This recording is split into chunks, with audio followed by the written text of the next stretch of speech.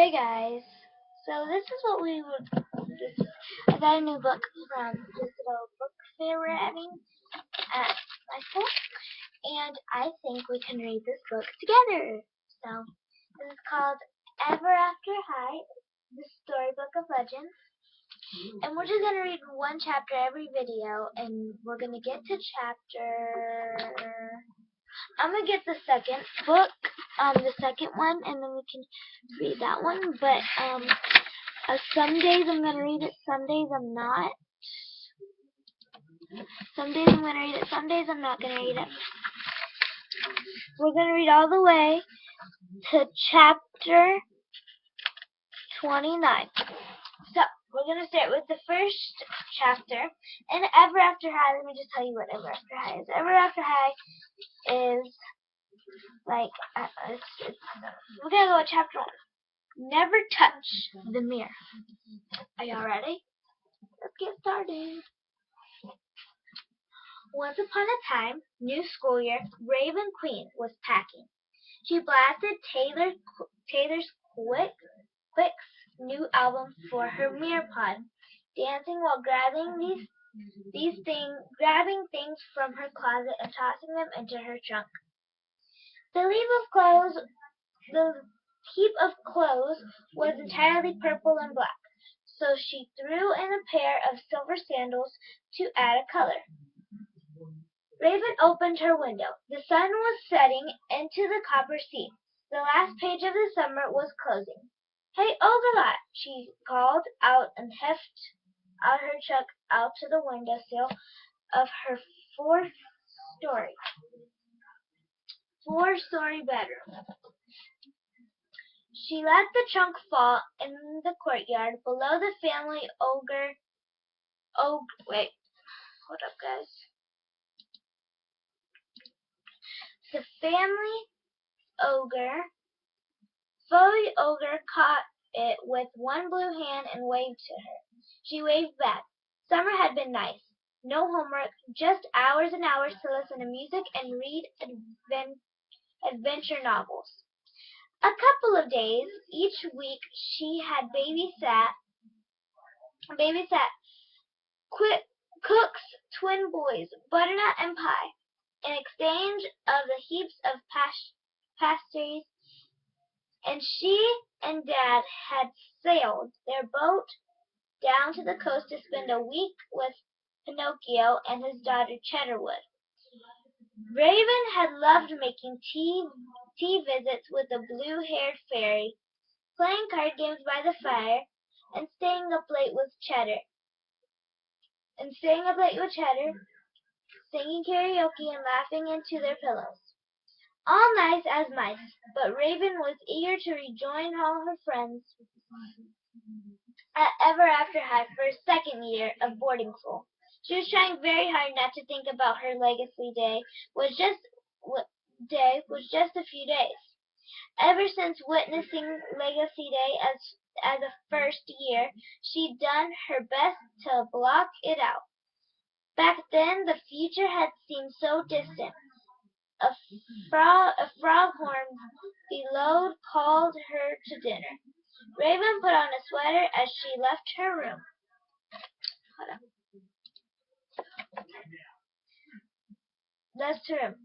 Queen Castle was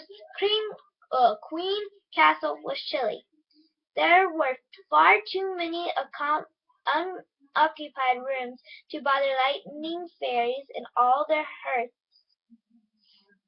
When her mother had ruled the castle and teamed with her servants, soldiers, and creatures of the shadows, and all of them had watched young Raven, ready to tattle to her mother if they caught Raven doing anything kind.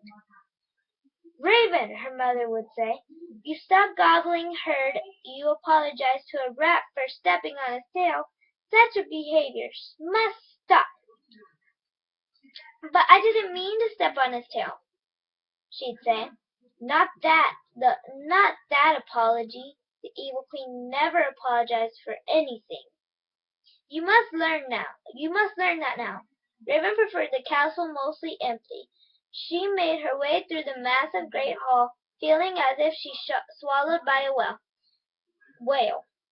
She stuck out her tongue in the shadows and slid down the banister for staircases as she used to when she was a kid. She flung open the huge dining room doors and announced, "I'm here!" Years ago, her mother hosts hundreds of guests and dining tables. It feels like I have something in my nose. Tonight, as usual, the only dinners were Raven, her father, Cook, and Cook's 4 old sons. My hair's messed up. I'm gonna leave it like that. I don't want to sit like this. Oh, so much better. How many more pages until chapter? 3 more. Okay, guys, we're gonna read 1 chapter every day because all the chapters are long. Raven, Raven, Butternut and Pie said, and I don't know that word. Unison. That's what I'm gonna say because I don't know other words. They had hair as orange as Butternut's namesake, face as round as Pie. "Hey, little cookling," she said, "I made this for you," said Pie, pushing a piece of paper across the table. Raven held up her finger, painting of herself done in black and purple. "Wicked cool, thank you," she said. Raven's father, the good king, kissed her forehead when she sat beside him. His trimmed beard was being to gray, and the top of his head was totally bald, as if the hair made room for for the golden crown he rarely bothered to wear. "All packed?" he asked. "Don't forget a warm coat, and rain boots, and an enchanted umbrella." "Got it," said Raven. "Ooh, and don't you stay cooped up in here all year without me. Cook makes sure he gets outside, goes sailing and fishing." "Of course. Now dinner. I made roast duck," the cook said hopefully, lifting the platter. "I'll just have a princess pea butter sandwich." I say it's a sandwich, but I say sandwich. Let's get on with the story, Kara. So Crumbles, Baby Crumbles is gonna read you. Yeah. No, not Baby Crumbles. Nerdy Crumbles. So, Nerdy Crumbles.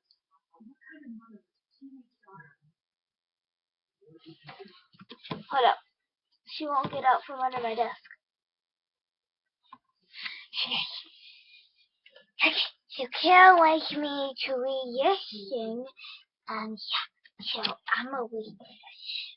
I really love books. I don't know why she doesn't do 2 chapters. "Please, Raven said while playing peekaboo behind her napkin with Butternut." Hold on, I want Baby to read this.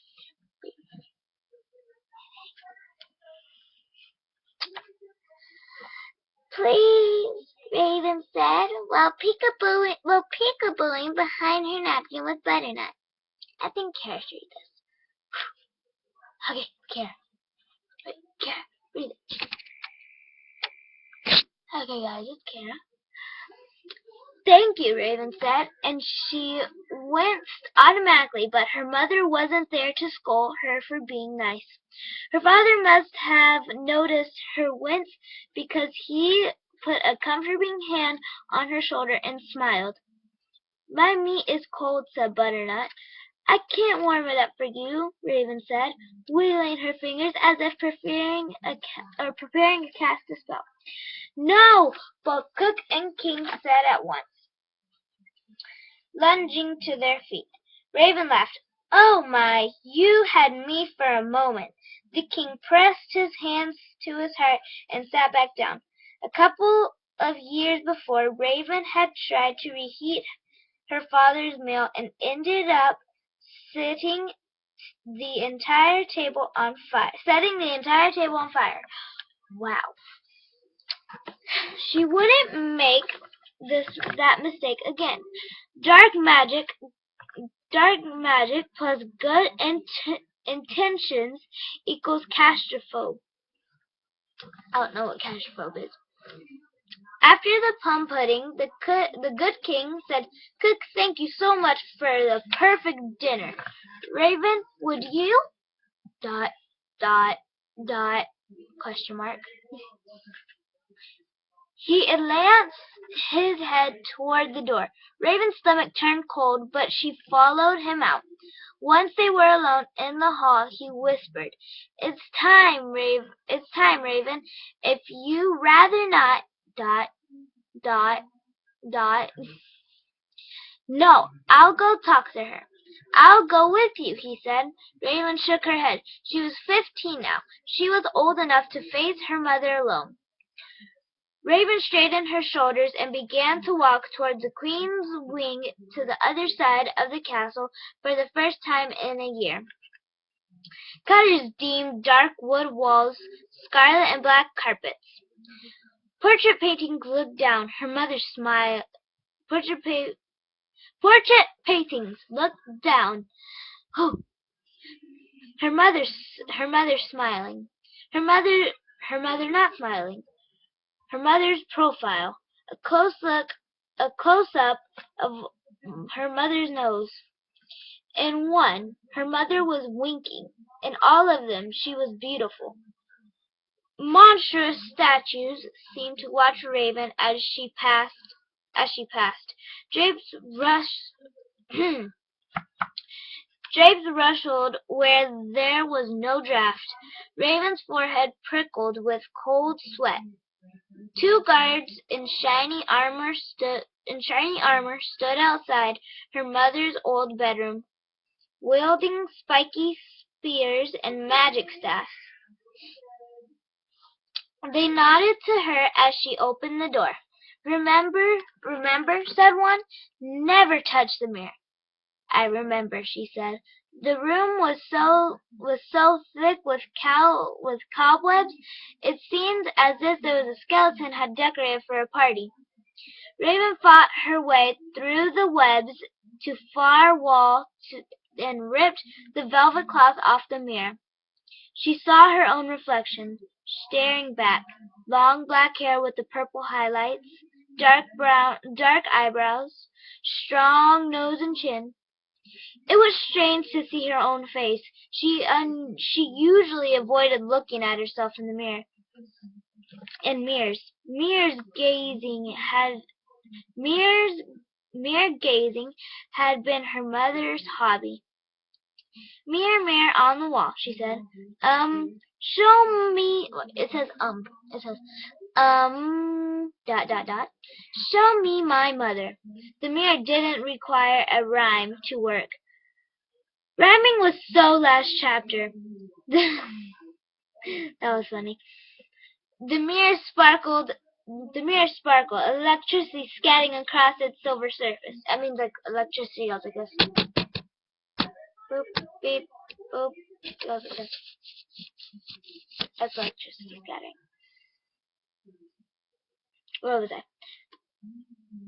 Her dark hair was piled on her head in the shape of a crown. Raven, is that you? You're so dot, dot, dot. So beautiful. The evil queen laughed. You are going to give that fair-skinned, blooded-lipped brat a run for her money. Raven pulled her hair out from behind her ear, letting it fall over half her face. Wow, we have like one more page until we're done with this chapter. This is a long book. It's already been 14 minutes, but like 14 and 50 seconds. 40 seconds. Hey, Mother, she said. How's, mirror prison? Meh, the evil queen said with a pretty shrug. Tell me all the gossip. What's happening in Ever After? Did they figure out how to undo my poisoning of Wonderland Madness yet? Has has someone else copied me and tried to take over the kingdoms? Is your father still a mumbling excuse for a man? Raven clenched her fist. Don't make fun of my dad! She wanted to shout. Oh, she wanted to shout that. But she met those dark eyes in the mirror, took a deep breath, and looked down. Even with her mother imprisoned far away, she didn't dare to argue back. Everything's pretty much the same as last year and the year before. Ha! See what happens when I'm gone? Not being. Ooh, she gonna get into it. I made life interesting. I hope you learned this, darling. You have to go out there and force life to be what you want it to be, like I did. Yeah, said Raven. Her mother had certainly made her childhood interesting. In those days, the castle was always crowded with soldiers in spiked armor and creatures that scurried throughout the shadows and hissed at her. Quality time with Mother had included sitting on her lap while the Queen met with her generals as and hatched plots to kill, corner, and roll, or spending hours in dungeon workshop, coughing on smoke and helping Mother make toxic potions and evil smells. Whenever she meant coughing on smoke, like whenever she's making potions, there's smoke that goes up. Not like smoke. I mean, we don't talk about that in this channel. So are you ready for Legacy Year? Asked the Queen. Ready to sign the Storybook of Legends and blind yourself to following in my footsteps? Raven shrugged. You should be eager to become the next evil queen. Why, your legacy is one of the power, control, and command. Just think, you could have been born to one of those pathetic princesses who have to sit in a tower and wait to be rescued, or worse, get suckered into eating a poison apple. The Queen cackled beautifully. If ever a cackle could bring a tear to your eye, it was the evil Queen's. I just, dot, dot, dot, I just, dot, dot, dot. What? Don't mumble. Stop slouching and speak up like a queen. Now, what were you saying? Raven straightened her spine. Nothing, never mind. But be so intimidated. Don't be so intimidated, Raven. This is your last chance.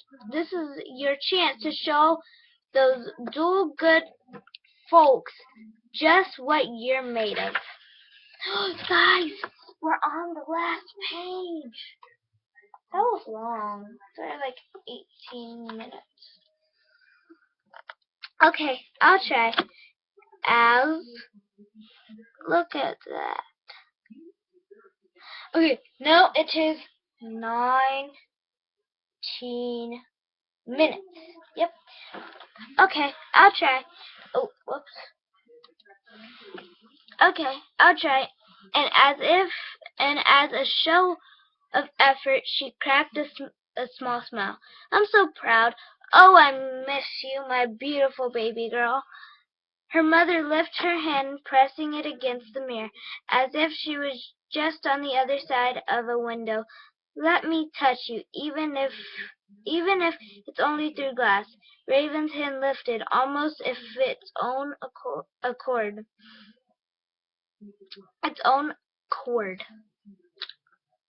Her mother really did love her in her way. Hope was like a sticky too sweet syrup she yearned to drink just one more time. But Raven stopped her hand before she touched the mirror. This wasn't the actual mirror prison. That was far away, locked up tight. But her mother was such a powerful sorceress, she might be able to take Raven's hand, even through a viewing portal. "I love you, Mother," said Raven, "but I'm not helping you escape." The Queen's eyes narrowed and her hand dropped. "Poof! If I were as evil as I raised you to be, you wouldn't hesitate. I must say, Raven Queen, I'm disappointed in you. Never mind. I'll watch with interest to see what you accomplish. You have inherited a bottomless capacity for true evil and breathtaking power. Don't waste it." She leaned so close all Raven could see in the mirror were her mother's deep purple eyes. "Give 'em Hex, Raven."